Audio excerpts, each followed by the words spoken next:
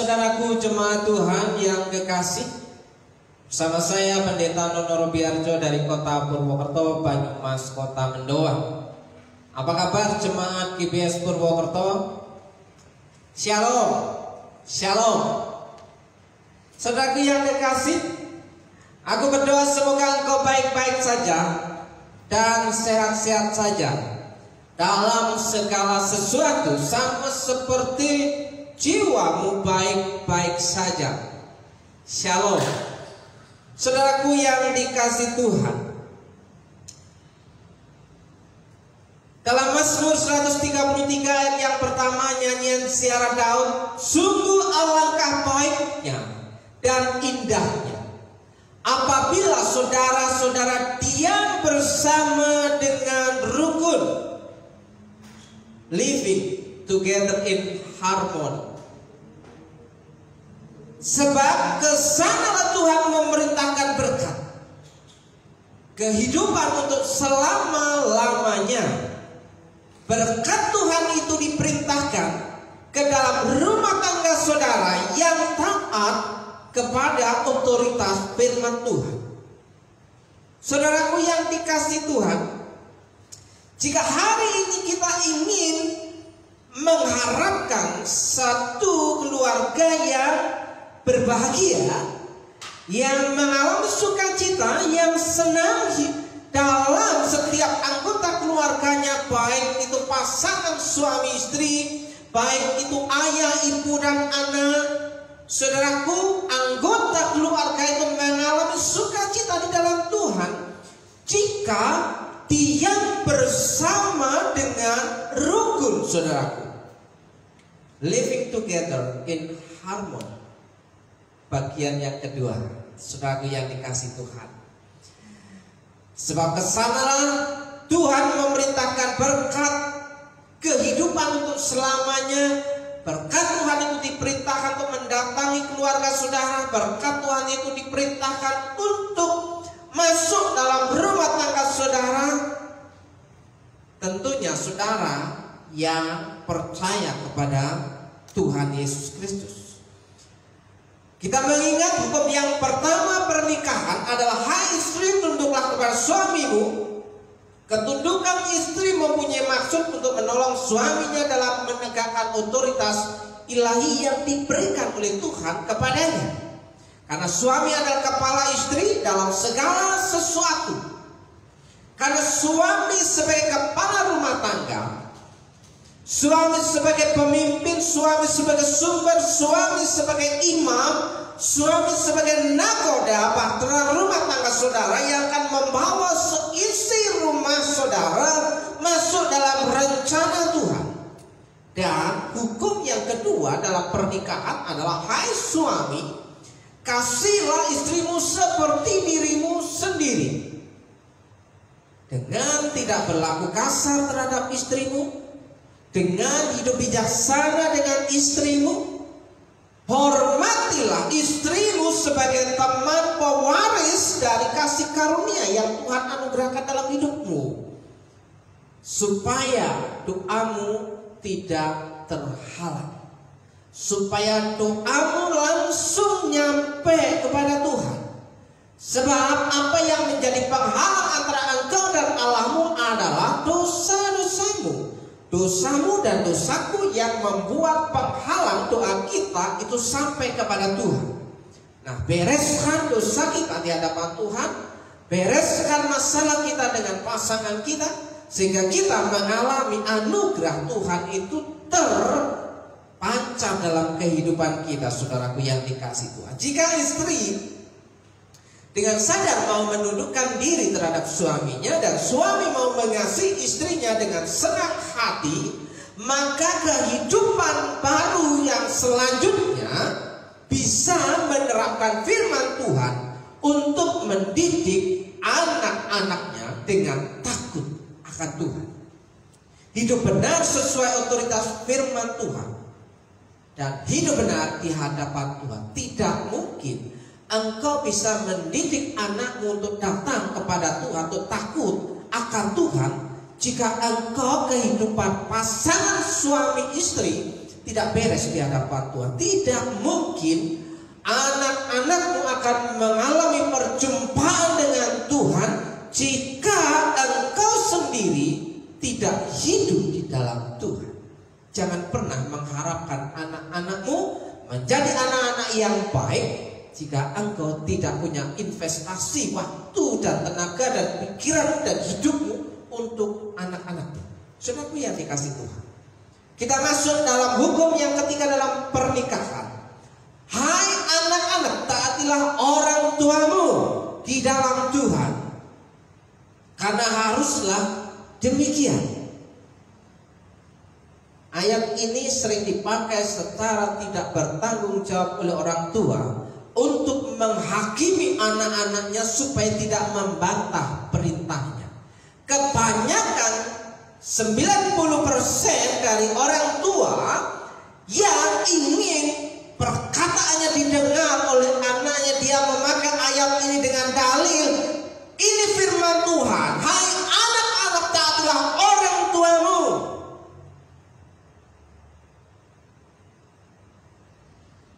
Saudaraku yang dikasih Tuhan,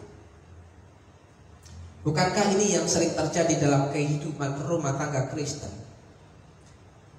Apapun alasannya, engkau tidak boleh mendalilkan untuk memerintah anakmu tanpa harus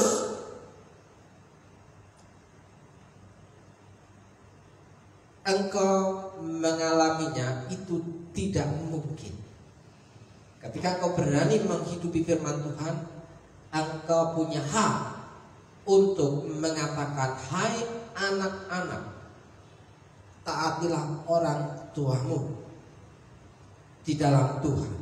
Ingat, ketaatan dan hormat seorang anak terhadap orang tuanya tergantung bagaimana cara seorang suami, cara seorang bapak, cara seorang kepala rumah tangga, pemimpin rumah tangga yang mengasihi istrinya atau yang mengasihi ibunya anak-anak. Jadi anak akan melihat bagaimana bapaknya mengasihi istrinya, menghormati istrinya, menyayangi istrinya. Dan itu akan terlihat bagaimana respon istri, bagaimana respon ibu, bagaimana respon mama terhadap kasih yang diberikan oleh ayahnya, oleh suaminya.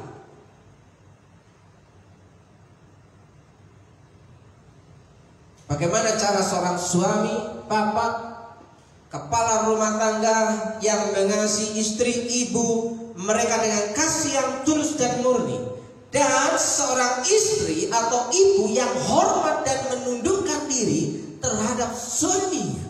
Tidak mungkin seorang anak akan hormat terhadap ibunya jika ibunya tidak bisa menundukkan diri terhadap suami atau bapaknya anak-anak.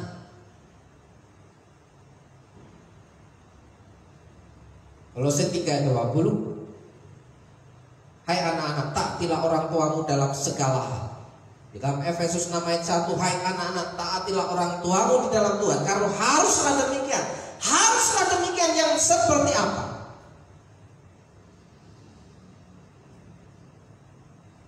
Hormatilah ayahmu dan ibumu selagi dia masih hidup. Jangan kalau sudah ditinggal kau menangis-nangis. Jangan engkau baper ketika ditinggal bapakmu, tinggal ibumu. Engkau merasa kehilangan. Tapi ketika orang tuamu masih bersama hari ini, engkau tidak bisa menghargainya, engkau tidak bisa menghormatinya. Hai anak-anak, siapapun engkau, berapapun umurmu, jika orang tuamu masih hidup, berarti engkau masih statusnya punya panggilan, hai anak-anak. Tak peduli umurmu sudah 50 tahun, jika orang tuamu masih hidup, engkau masih dipanggil sebagai anak. Hormatilah ayahmu dan ibumu. Ini adalah suatu perintah yang penting. Ini sangat penting. Seperti yang nyata dari janji, supaya kamu berbahagia dan panjang umurmu di bumi. Rahasia hidup yang berbahagia di sepanjang umurmu dan umurku jika engkau dan aku menghormati orang tua dengan semestinya seperti di dalam Tuhan.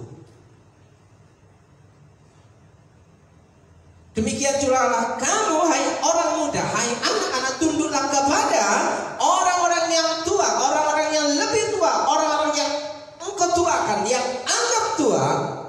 Bisa jadi itu orang tua rohani. Dan kamu semua rendahkanlah dirimu seorang terhadap yang lain. Berarti tidak ada posisi yang membedakan di sini.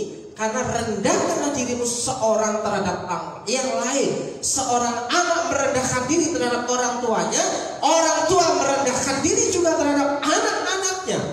Jadi hukum ini seimbang.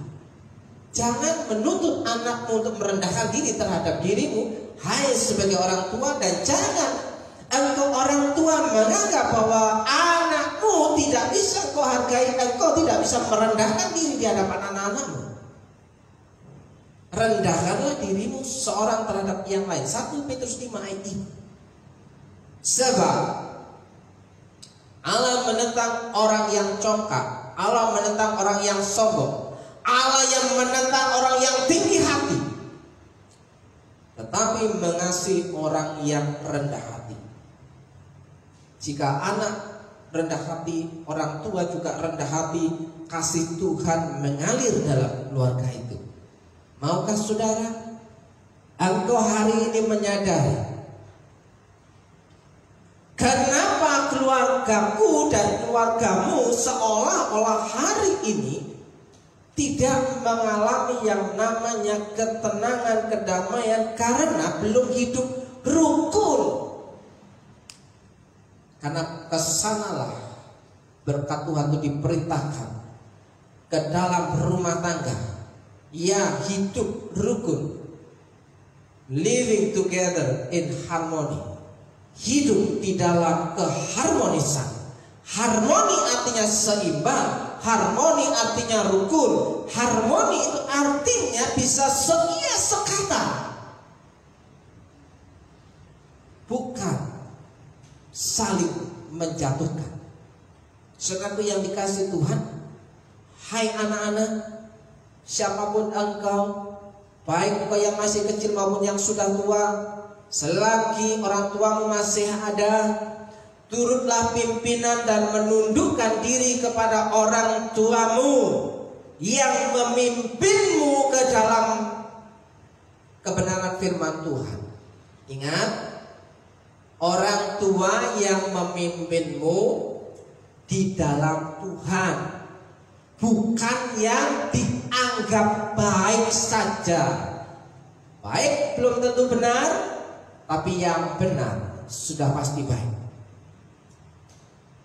Turutlah pimpinan, turutlah nasihat, tunduklah terhadap orang tuamu yang memimpin di dalam Tuhan, dalam kebenaran firman Tuhan. Tidak ada standar yang lain jika orang tuamu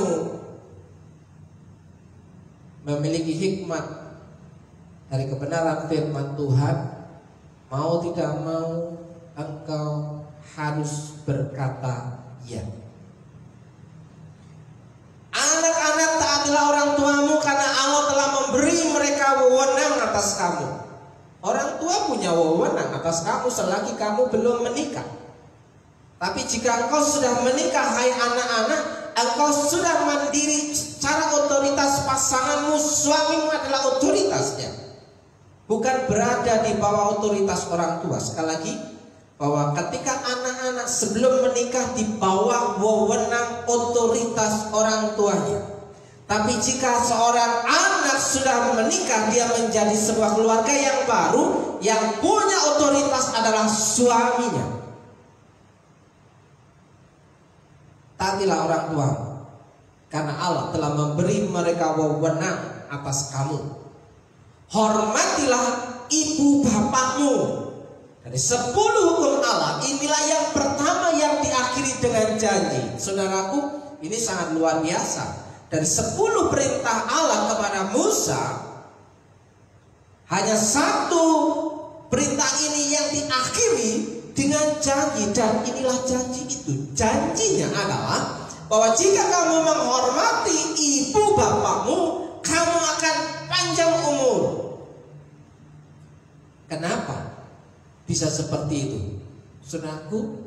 Dan hidupmu penuh dengan berkat. Hidupmu penuh berkat dengan berkat. Hidupnya mengalami sukacita, kegembiraan. Hati yang gembira adalah obat, sehingga bisa membuat hidupnya sehat. Dan ia hidup harmoni dengan orang tuanya, dengan pasangannya, dengan saudaranya. So pasti penyakit tidak akan datang.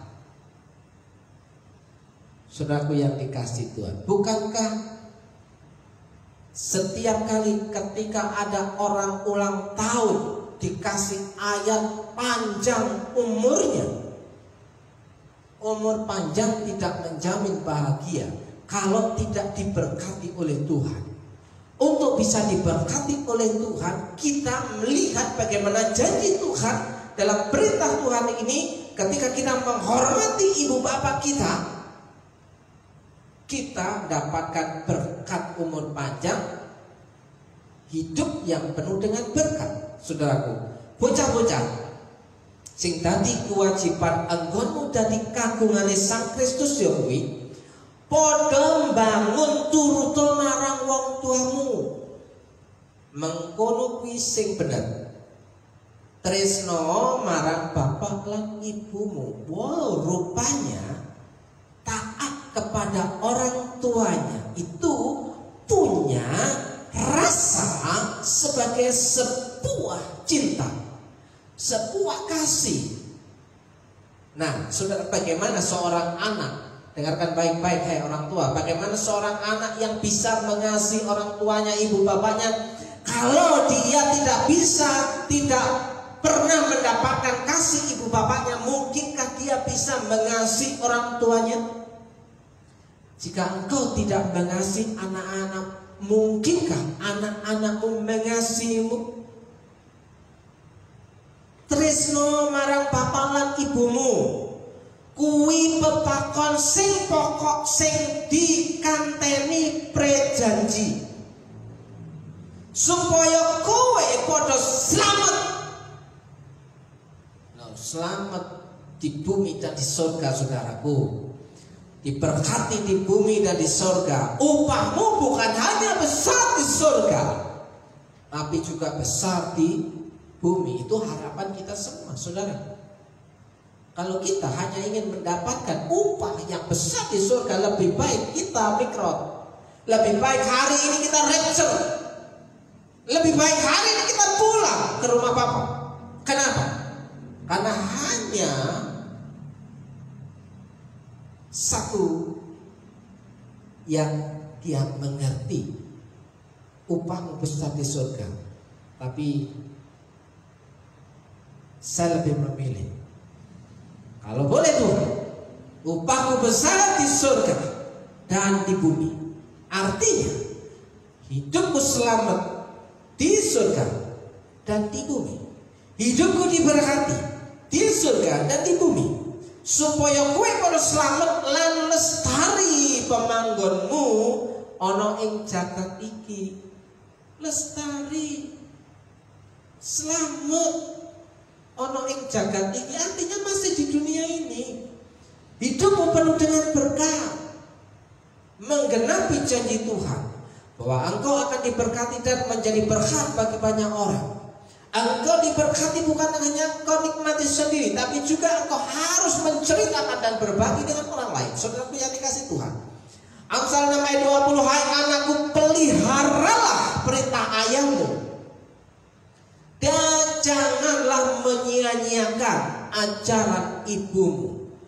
Seorang ibu bisa mengajar, menasihati anaknya kalau ayahnya, kalau suaminya ini bisa memberikan impartasi yang baik dan benar kepada istrinya, kepada ibunya anak-anak.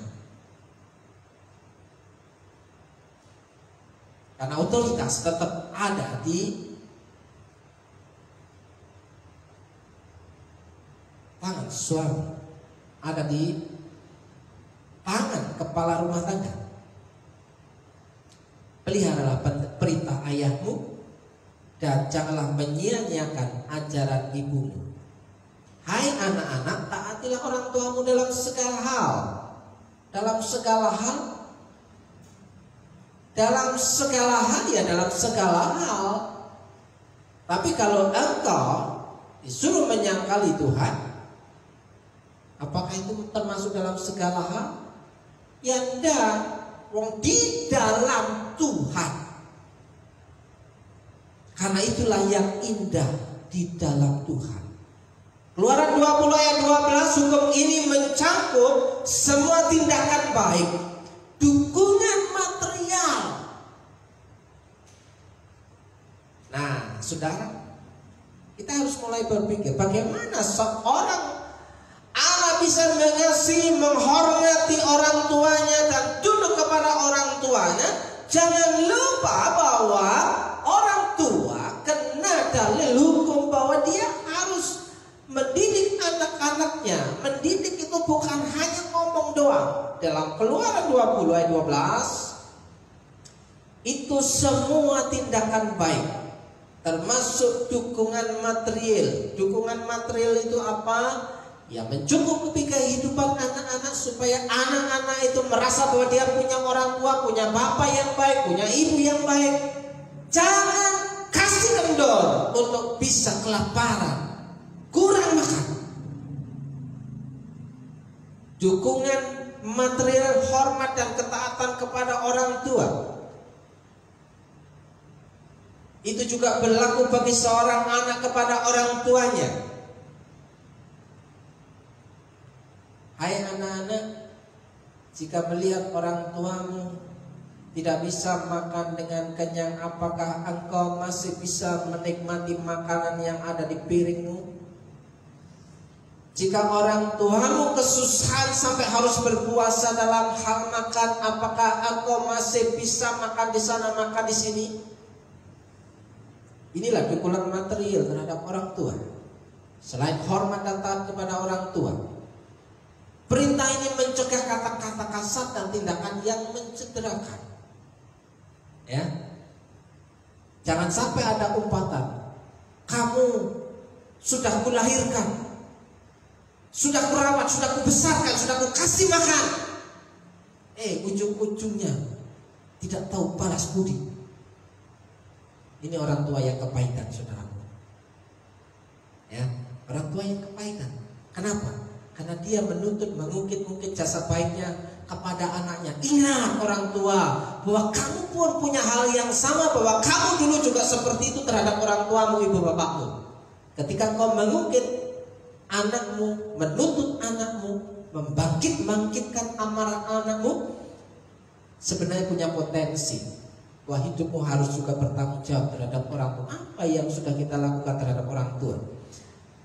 Hal yang pertama dalam Keluaran 12 ayat 15-17, Allah menuntut hukuman mati bagi setiap orang yang memukul atau mengutuk orang tuanya.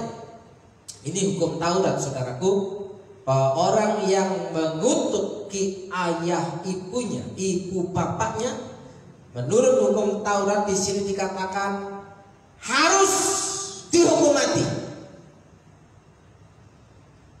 Apalagi sampai memukul, menganiaya. Ini menunjukkan bahwa Allah sangat serius. Allah sangat mementingkan penghormatan kepada orang tuanya.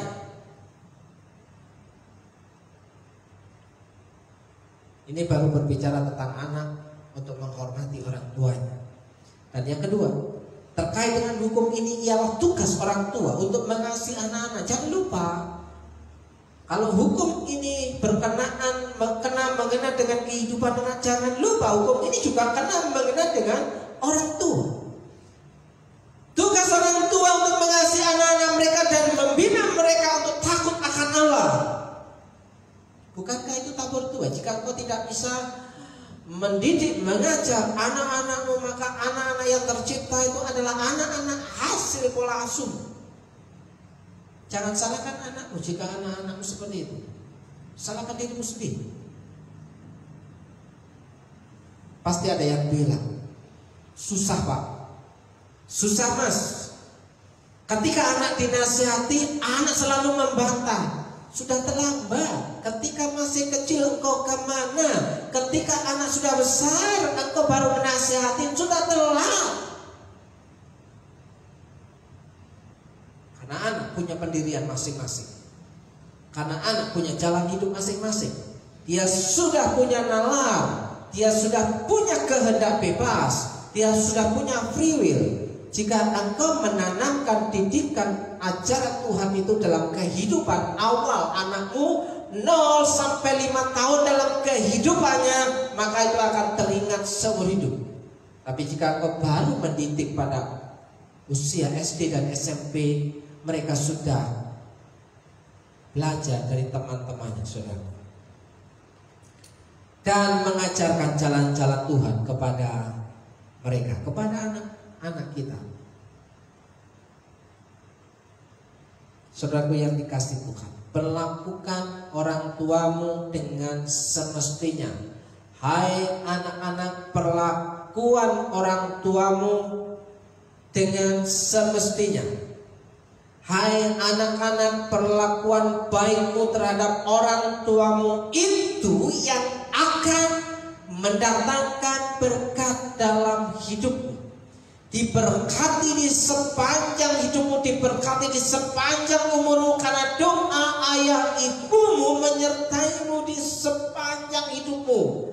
Jika orang tuamu berdoa, kecuali jika orang tuamu tidak suka dengan kehadiranmu, maka orang tuamu tidak akan pernah akan menyebut seperti dalam lagu pujian, di doa ibuku namaku disebut, di doa ibuku dengar ada namaku disebut.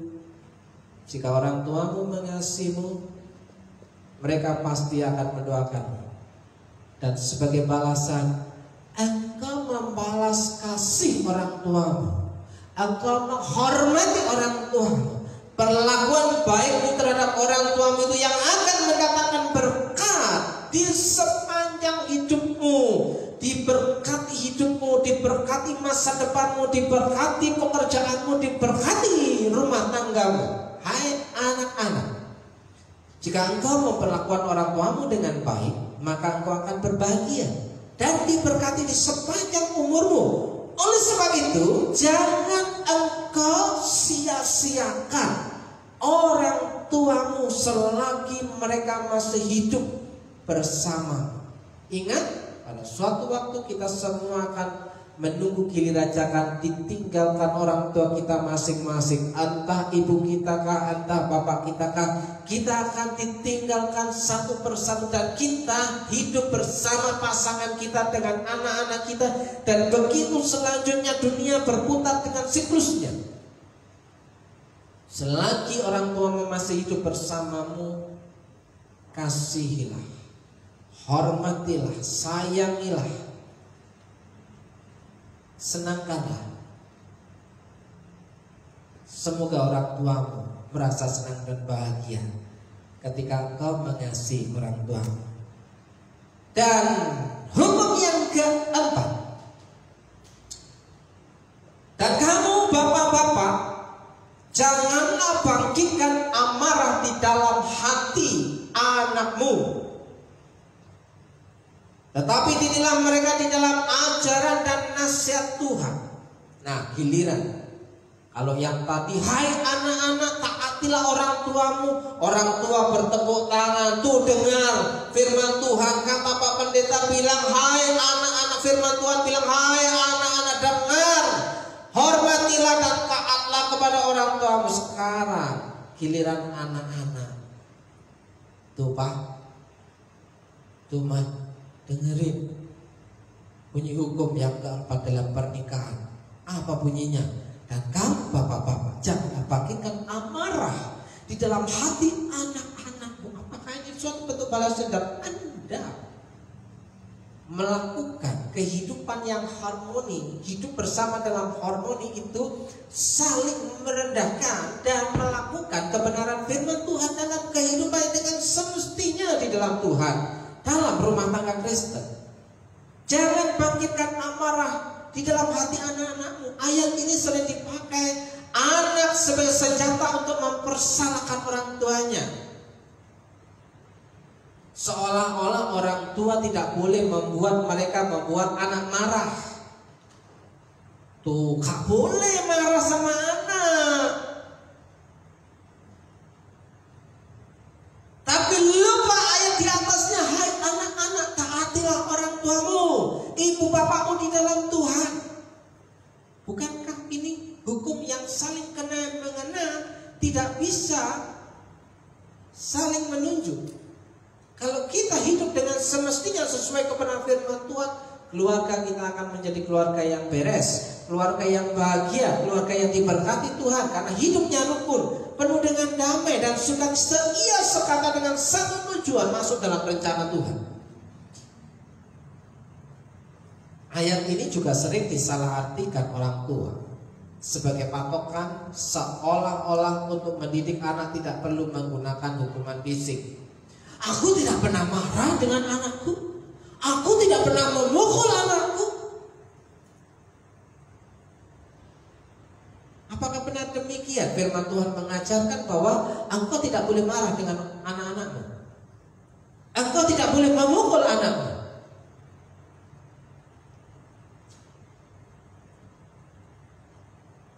Para orang tua tidak boleh memarahi anak. Benarkah? Karena masuk pelanggaran HAM. Anak melaporkan orang tuanya kepada Komisi Perlindungan Anak. Gara-gara orang tuanya memukul anaknya. Anaknya gak terima, anaknya menuntut. Apakah itu dapat dibenarkan? Nah, kalau boleh memukul, apanya yang boleh dipukul untuk mendidik anak-anak kita? Ingat, pada waktu dulu kita zaman SD, ketika saya zaman SD, ketika guru saya mengajar, jika saya melakukan kesalahan, terlambat masuk sekolah, hal yang pertama yang saya lihat, guru saya pada waktu itu ketika masih belajar, ini Budi, ini Ibu Budi, guru saya menyiapkan sebuah mistar panjang penggaris kayu. Apa yang dilakukan Bapak Ibu guru?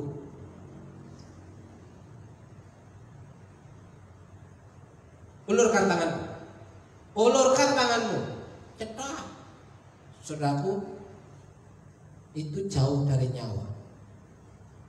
Itu kalau dulu di sekolah, zaman sekarang gurunya yang dilaporkan polisi. Bagaimana disiplin yang diberikan orang tua kepada anak-anak yang diperbolehkan, yang boleh dipukul di mana tempatnya? Jangan di bagian tangan atas, karena ini ada urat-urat tulang-tulang rawan yang ada di atasnya. Jika ini terkena dengan bermasalah, maka tangan kita akan mengalami kelumpuhan.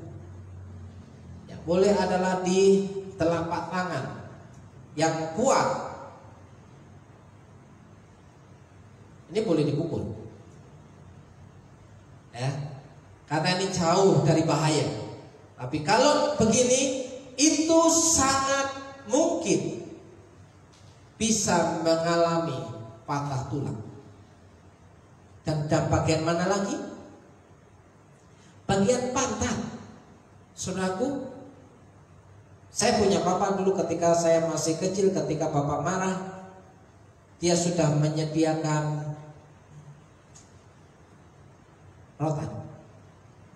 Kalau tidak ada rotan, ikat pinggang pun jadi. Kalau nggak ada ikat pinggang, sapu lidi. Dipukulkan di mana?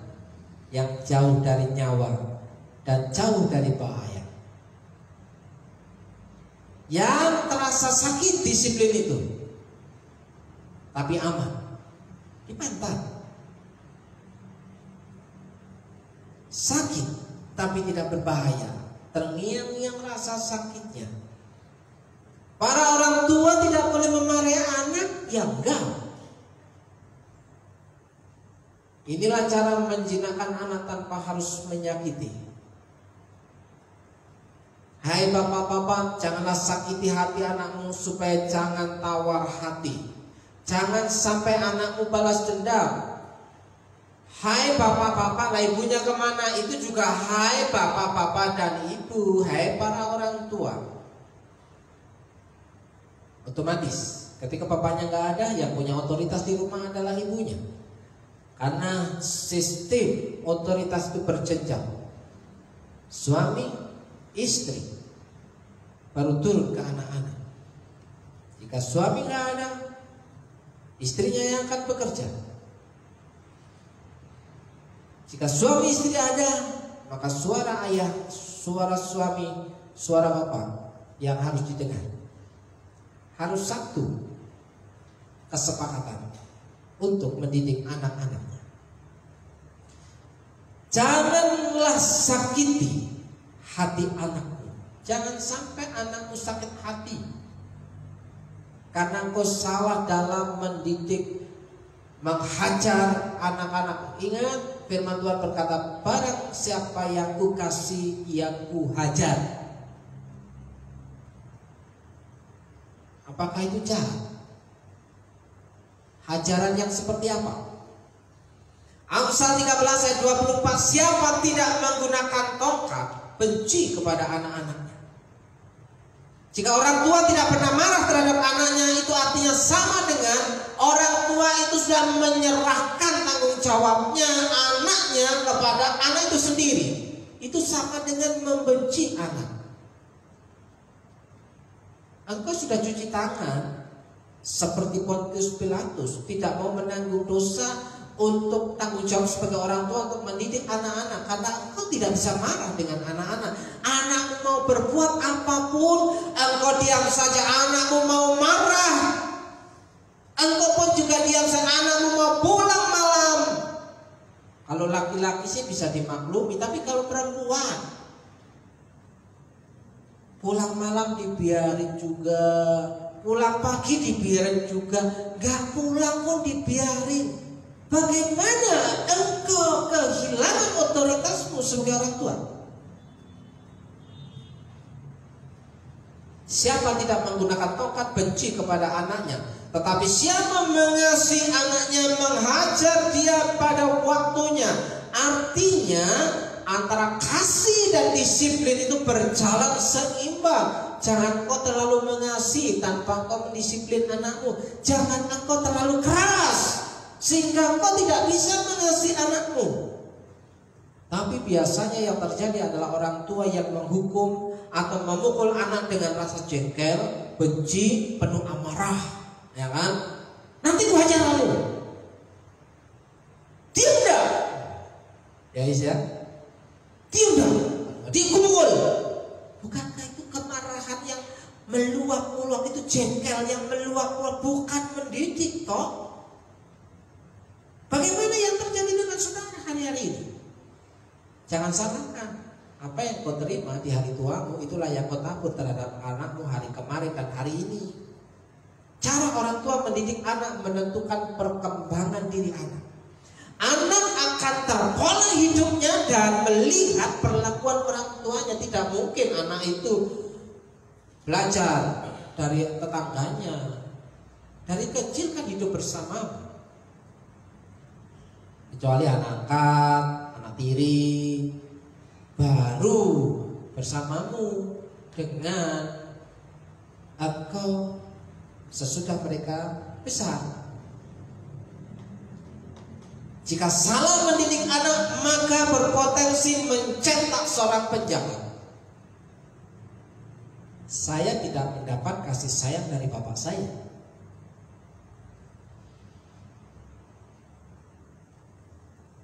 Saya bersyukur menjadi orang yang ditangkap Tuhan. Kalau enggak, saya sudah jadi seorang penjahat. Kalau nggak ketemu Tuhan, kalau tidak ada orang tua yang invest, seorang ibu yang invest doanya untuk anaknya, saya mungkin sudah jadi penjahat. Mau belajar baik aja kadang-kadang jahat, apalagi yang tidak mau belajar baik, bukan lebih jahat lagi kan? Invest seorang ibu doanya terhadap anak-anaknya membuat anak-anaknya terjaga.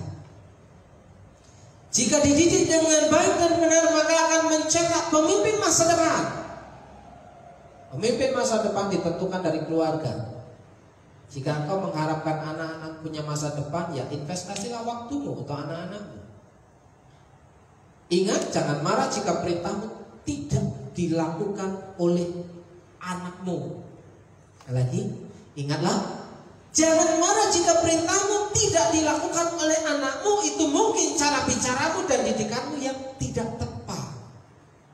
Karena engkau sudah membuat anakmu marah, membuat anakmu sakit hati, membuat hatinya tawar. Bagaimana saudara supaya anak-anak kita merasa bahwa anak-anak kita merasa dikasihi? Apakah kau pernah berpikir bahwa anak-anak merasa kau kasihi? Para bapak dan para ibu, ojo podo gawe seriking atine anakmu, gawe sering atine anak-anak, nanging podo gulawetahan supaya ngerti marang prenatan lan piwulangi Gusti, supaya tahu itu kebenaran firman Tuhan. Dan sekarang sedikit nasihat kepada para orang tua. Jangan terus-menerus menggusari dan mencari-cari kesalahan anak-anak saudara. Kalau kau selalu membangkit-bangkitkan, mencari masalah-masalah, mencari kesalahan-kesalahan anakmu, sehingga membuat mereka marah dan jengkel, tetapi didiklah mereka dengan tata tertib yang penuh kasih dan yang menyukakan hati Allah, dengan saran-saran dan nasihat-nasihat berdasarkan firman Allah. Tapi jangan lupa, engkau juga harus menghidupi firman itu. Jangan jargoni. Orang tua yang menghidupi firman Tuhan, saya yakin dan percaya kata-katanya didengar oleh anaknya, karena dia hidup berdasarkan kebenaran yang dia katakan. Saudaraku yang dikasihi Tuhan, mari kita bercermin kepada Allah sebagai Bapa, kepada Allah sebagai orang tua. Lukas 15 ayat 20, demikianlah ia pulang kepada bapaknya. Ini anak yang terhilang saudaraku. Dari jauh bapaknya sudah melihat dia. Ketika mendengar bunyi pintu geledak, orang tuanya langsung respon dan melihat.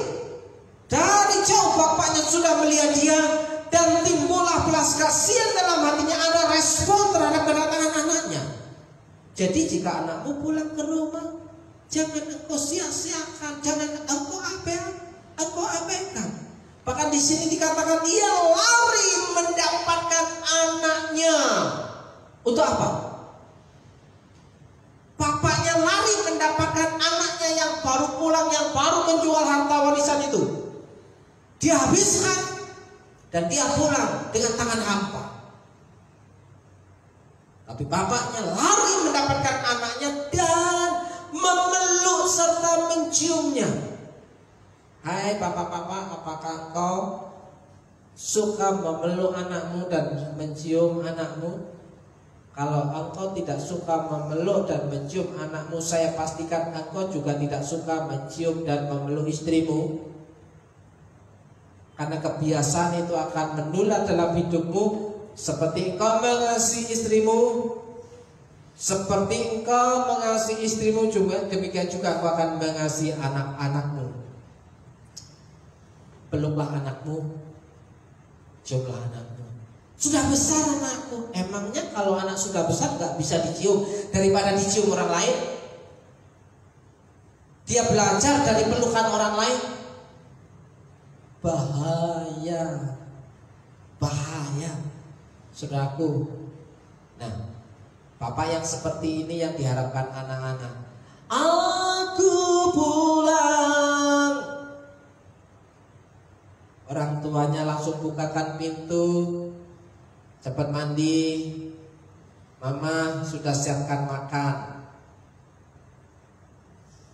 Wenai keluyuran balik sih jaluk mangan. Ya is.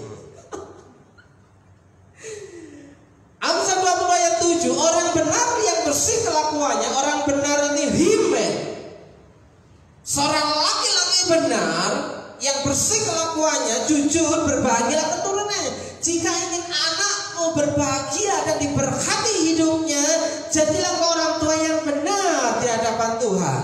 Seorang ayah yang jujur merupakan warisan yang berharga sekali bagi anak-anaknya. Jika seorang ayahnya tukang bohong, tidak mungkin anak-anaknya jujur. Jika kau ingin melihat anakmu, jika ingin melihat bapaknya, lihatlah anaknya. Karena anaknya itu patron apa yang ada di keluarga. Anak-anak beruntung jika mempunyai ayah yang baik dan hidup lurus. Anak-anak itu beruntung sekali, diberkati hidupnya. Karena anak-anak bisa menghormati dan tunduk taat kepada orang tuanya. Karena orang tuanya itu orang yang benar di hadapan Tuhan, orang yang jujur di hadapan Tuhan, orang yang baik dan hidupnya lurus di hadapan Tuhan. 2 Samuel 7 ayat 14. Aku akan menjadi bapaknya dan ia akan menjadi anakku. Bapa dan anak saling berkaitan, berkomunikasi, berhubungan. Apabila ia melakukan kesalahan, maka aku akan menghukum dia dengan rotan yang dipakai orang dan dengan pukulan yang diberikan anak-anak manusia. Tetapi kasih setiaku tidak akan hilang daripadanya, seperti yang kulihat daripada Saul yang telah kujauhkan dari hadapannya. Tetap hukuman tetap dijalankan, kasih juga tetap berjalan. Bagaimana kasih itu tetap dijalankan dan hukuman tetap dijalankan, itulah keadilan Tuhan. Sehingga Tuhan mengutus anaknya yang tunggal, dia mati disalibkan hanya untuk menebus saudara dari keberdosaan ini. Matius 6:8, jadi janganlah kamu seperti mereka, karena Bapamu mengetahui apa yang kamu perlukan. Belajar dari Bapa di surga bahwa Bapa itu tahu apa yang diperlukan oleh anak-anaknya. Dia selalu mencukupi kebutuhan tanpa diminta pun orang tua memikirkan kebutuhan anak sebelum kamu meminta kepadanya. Sebelum seorang anak meminta, orang tua itu sudah tahu kebutuhan. Jangan cari-cari, nunggu-nunggu nge-BS, membuat anaknya bolak-balik tanya, "Pa, mana?" Pura-pura nggak dengar. Matius 6 ayat 32, semua itu dicari bangsa-bangsa yang tidak mengenal Allah, sandang, pangan, papan, kebutuhan materi. Tetapi Bapamu yang di surga tahu bahwa kamu memerlukan semuanya itu. Cukupi kebutuhan anak-anakmu. Pastikan mereka hidup seperti layaknya mereka ada dalam keluarga-keluarga yang lain yang berkecukupan atas hidupnya. Walaupun engkau merasa susah, tapi jangan sampai susah itu diimpartasikan terhadap anakmu. Yesaya 64 ayat 8, tapi sekarang ya Tuhan, Engkaulah Bapa kami, kamilah tanah liat, dan Engkaulah yang membentuk kami, dan kami sekalian adalah buah tanganmu. Peran andil orang tua dalam membentuk kepribadian anak itu sangatlah besar. Engkaulah sang penjunan, Engkaulah yang membentuk kepribadian dan karakter anak-anakmu. Mazmur 91 ayat 4, dengan kepaknya ia akan menundungi engkau, di bawah sayapnya engkau akan berlindung. Kesetiaannya ialah perisai dan pakaianmu. Bapak, orang tua, ibu bapak yang melindungi anak-anak. Saudara, percayalah kepada kehidupan kita saat ini kepada Bapa di surga. Perlakukan anakmu dengan semestinya. Perlakuan baikmu terhadap anakmu itu yang akan kembali kepadamu. Jangan marah, jangan marah, jangan marah jika yang kau terima di hari tuamu. Ini bukan doa, ini bukan kutukan, tapi apa yang kamu tabur itu yang akan kamu tuai. Perlakukan baikmu terhadap anakmu itu yang akan kembali kepadamu. Beruntunglah jika anakmu sudah bertobat. Dia tanpa mengingat-ingat kedosaanmu, keberdosaanmu, kesalahanmu terhadap anakmu. Ketika anak sudah bertobat, apapun yang terjadi dengan orang tua, dia akan mengasihi orang tuanya. Jika engkau memperlakukan anakmu dengan baik mulai dari sekarang, maka hal itu pula lah yang bakal engkau terima di hari tuamu. Oleh sebab itu, jangan engkau sia-siakan anakmu. Sekali lagi, jika engkau memperlakukan anakmu dengan baik mulai dari sekarang, maka hal itu pula lah yang bakal engkau terima di hari tuamu. Jangan engkau kau sia-siakan anakmu selagi dia masih percaya terhadap orang tuanya. Jangan sampai anak kehilangan kepercayaan terhadap orang tuanya. Berikan hatimu untuk anak-anak. Orang yang taat akan Tuhan itu akan melakukan seperti ini. Amsal 22 ayat 6. Didiklah orang muda menurut jalan yang patut baginya. Didiklah anak-anakmu menurut jalan yang patut baginya. Maka pada masa tuanya pun ia tidak akan menyimpang daripada jalan itu. Ajarlah seorang anak untuk memilih jalan yang benar. Maka setelah dewasa ia akan tetap berada di jalan itu. Tunjukkan jalan itu dan berjalanlah bersama dengan anakmu. Jangan menunjukkan jalan itu, kamu berjalan ke lain jalan lagi. Mana mungkin anakmu bisa berjalan dalam jalan yang lurus jika engkau berada pada jalan yang bengkok. Amsal 29 ayat 17. Didiklah anakmu maka ia akan memberikan ketentraman kepadamu dan mendatangkan sukacita kepadamu.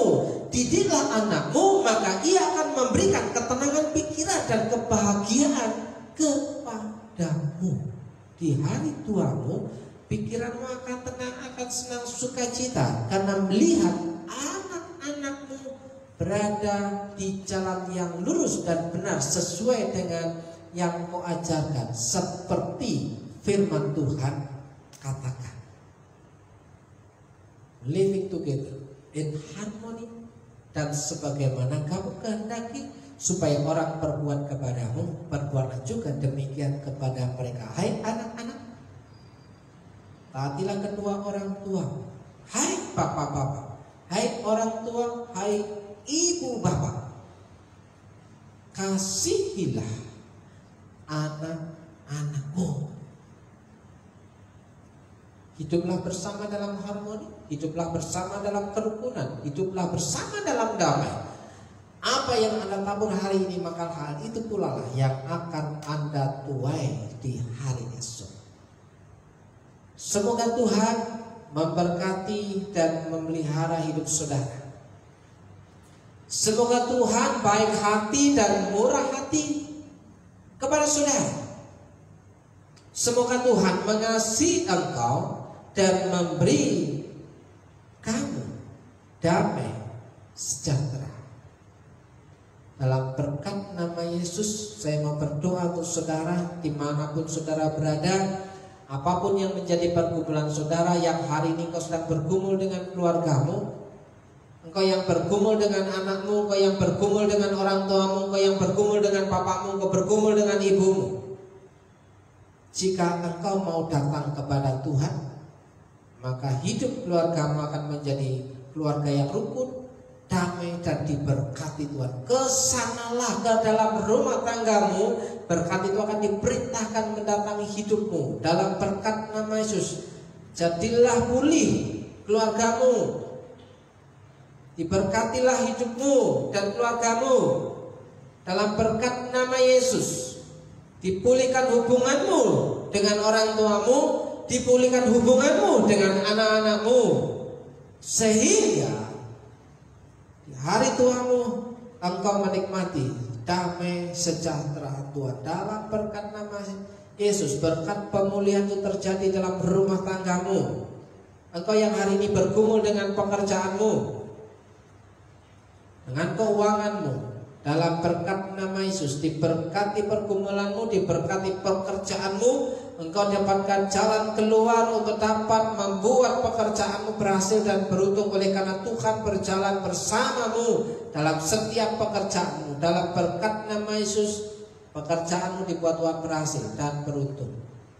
Engkau yang bergumul dengan kesehatan, dalam nama Yesus. Engkau yang sedang lemah tubuh, di dalam berkat nama Yesus, berkat kesembuhan itu mengalir, menjamah melawat hidupmu, menjamah tubuhmu. Dalam nama Yesus, engkau yang percaya bahwa dalam Tuhan ada mukjizat hari ini. Diberkati hidupmu, diberkati pasanganmu, diberkati suamimu, diberkati istrimu, diberkati anak-anakmu. Dalam berkat nama Yesus, Diberkati pekerjaanmu, diberkati usahamu, diberkati warungmu, diberkati tokomu, diberkati apa yang kau kerjakan dari hari kemarin, hari ini, dan hari esok. Tuhan sanggup membuat pekerjaanmu berhasil. Dalam berkat nama saudara yang percaya katakan amin. Haleluya.